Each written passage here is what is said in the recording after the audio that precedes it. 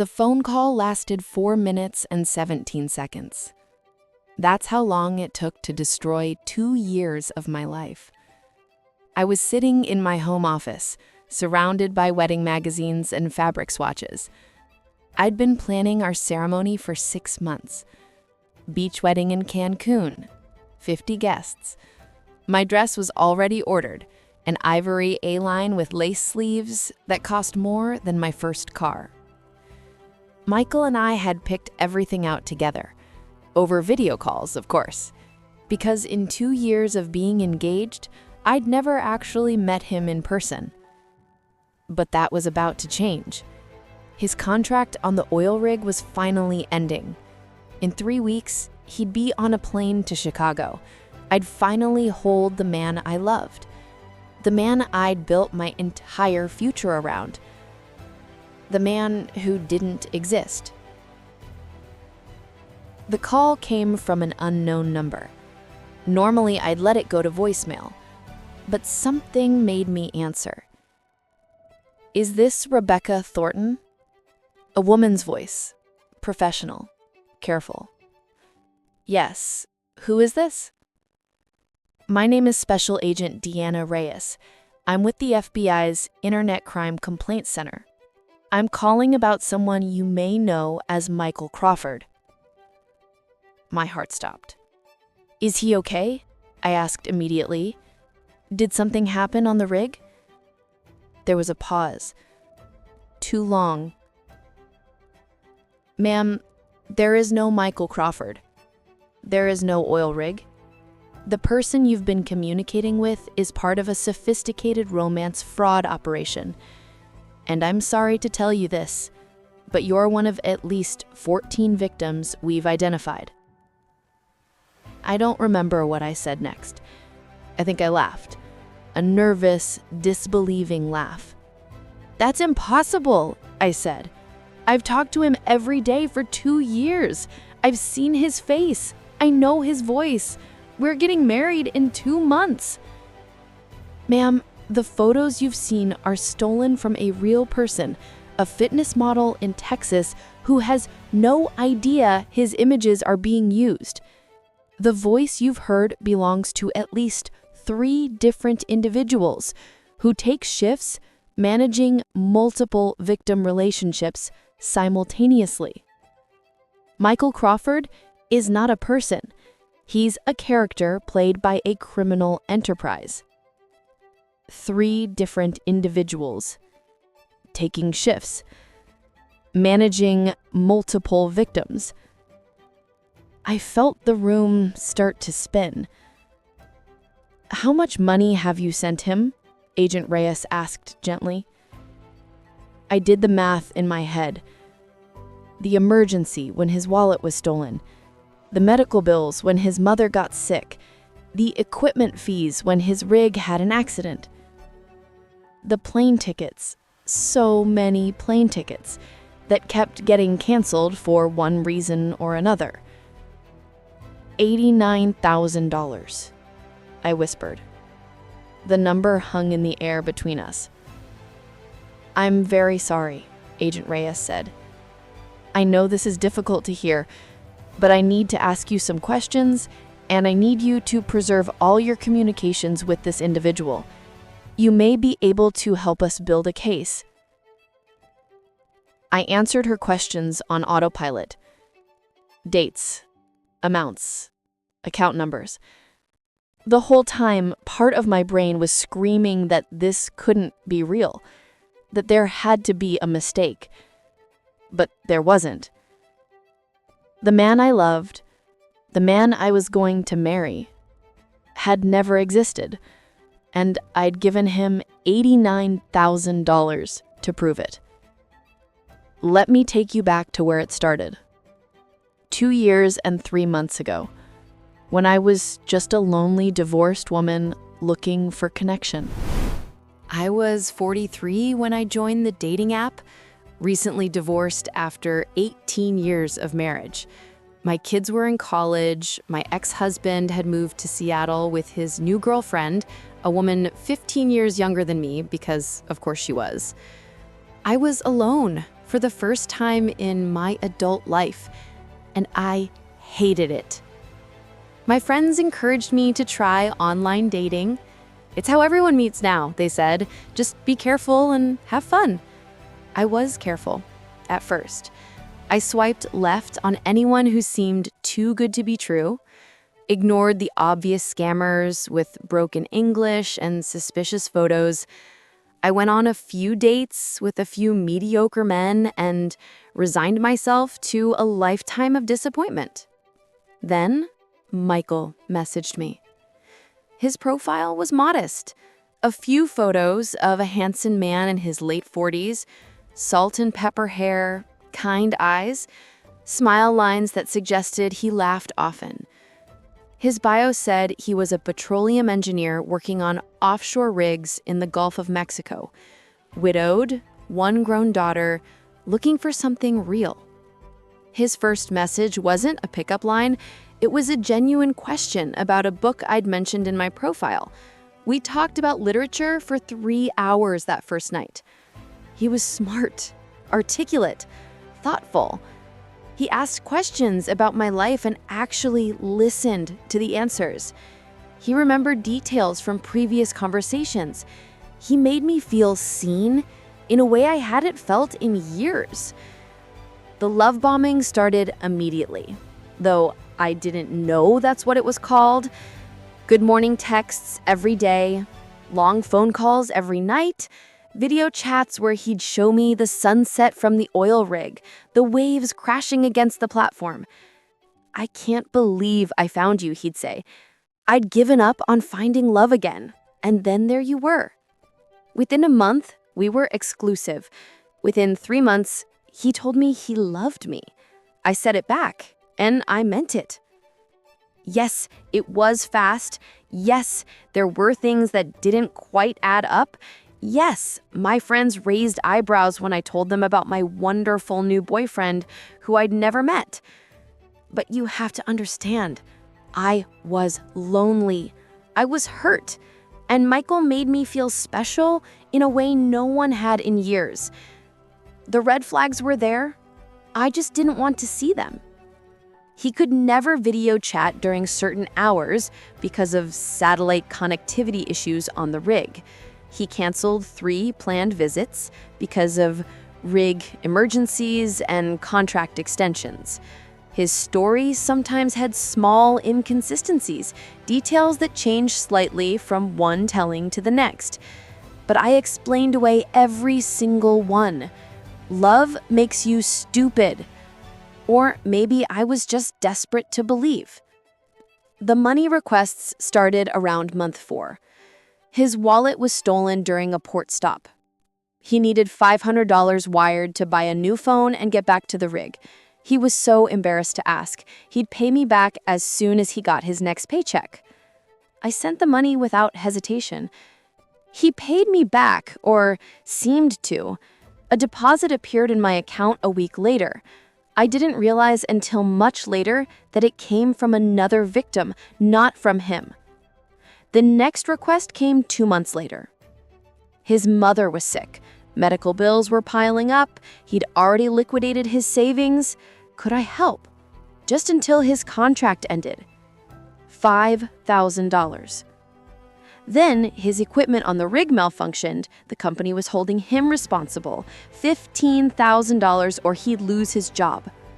Then the plane ticket for our first meeting, then the rebooking fee when it was canceled, then another ticket, and another. Each time there was a story. Each time he was devastated to ask. Each time he promised it would never happen again.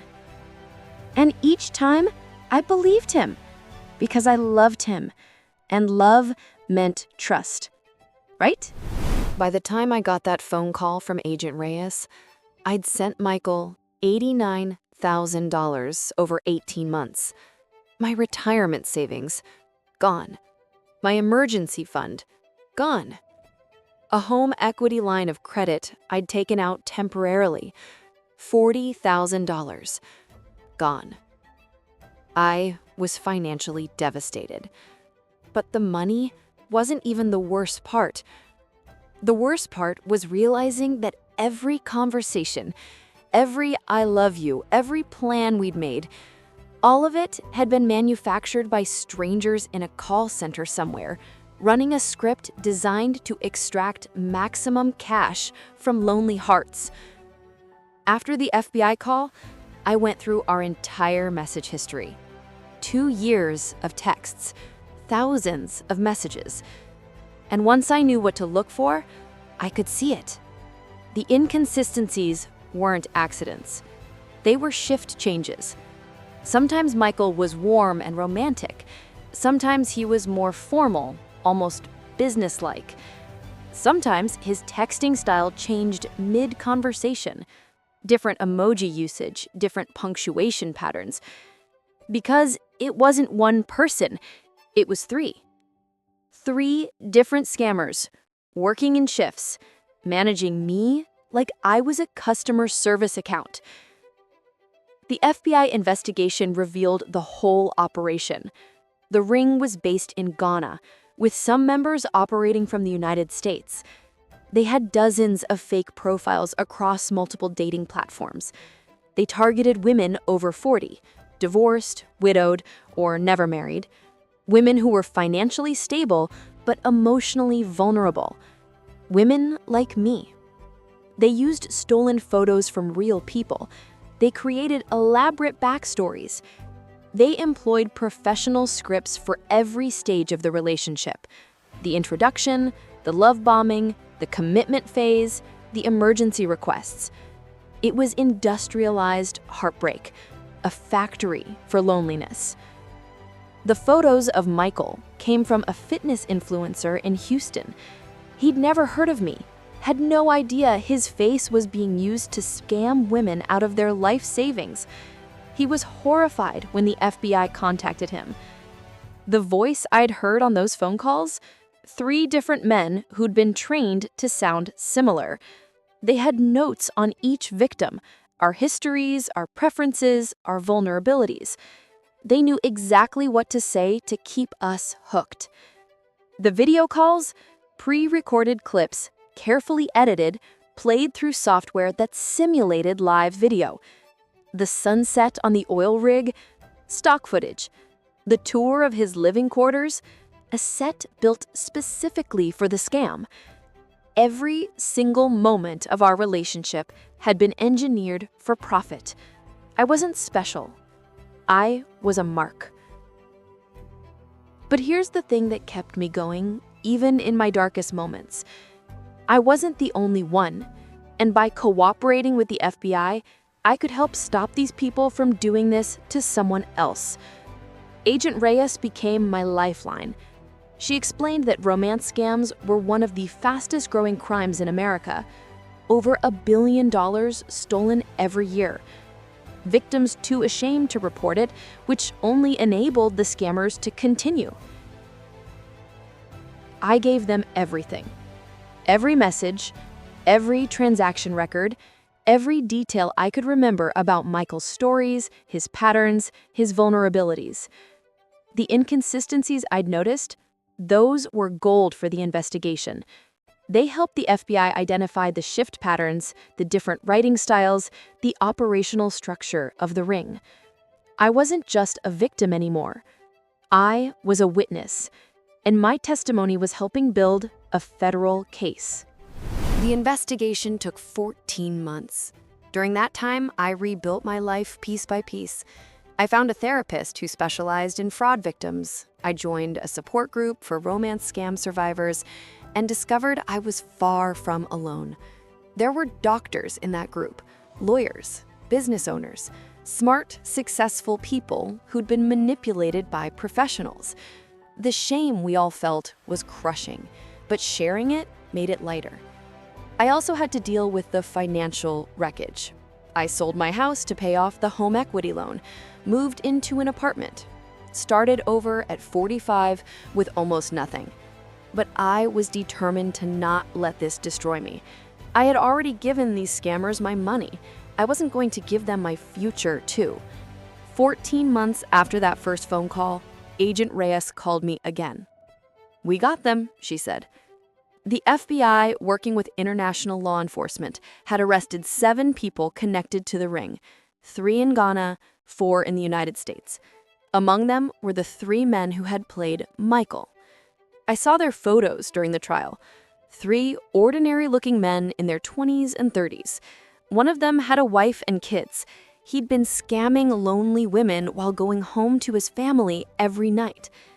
They'd victimized over 60 women across 12 countries, stolen over $4 million combined.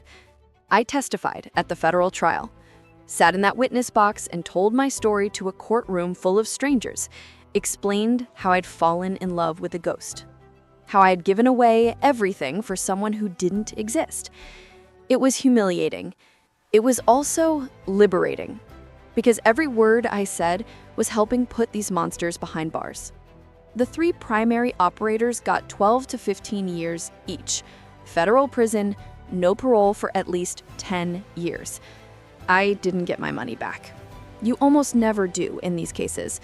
The funds had been laundered through dozens of accounts, converted to cryptocurrency, scattered across the globe. But I got something more valuable. I got my story back, my truth, my power. I speak at fraud awareness seminars now. I've been interviewed by news outlets. I run an online support group for romance scam survivors. Every time I tell my story, someone reaches out to say it helped them. Sometimes it's someone who realized they're currently being scammed. Sometimes it's someone who was too ashamed to report what happened to them. Sometimes it's someone who just needed to know they weren't alone. That's worth more than $89,000. That's worth everything. So here's what I want you to take away from my story. Romance scams aren't about being stupid. They're about being human. Wanting connection, wanting love, wanting someone to see us and choose us. The scammers exploit those beautiful human desires. They weaponize our hearts against us. And they're very, very good at what they do.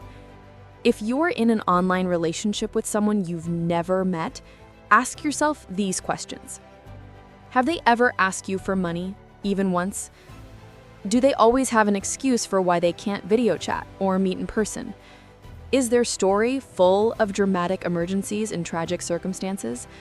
Do they push for commitment faster than feels natural? Does something in your gut feel off? Trust that instinct. Because I didn't, and it cost me everything. And if you've already been victimized, if you're watching this and recognizing your own story, please know it's not your fault. You're not stupid. You were targeted by professionals who do this for a living. Report it to the FBI, to local police, to the FTC, to the dating platform. Yes, it's embarrassing. Yes, it's painful. But every report helps build the data that catches these criminals. And speaking up might save someone else from going through what you did. I sent $89,000 to a man who didn't exist. 3 strangers in a call center played the role of my soulmate for 2 years. I planned a wedding to a ghost.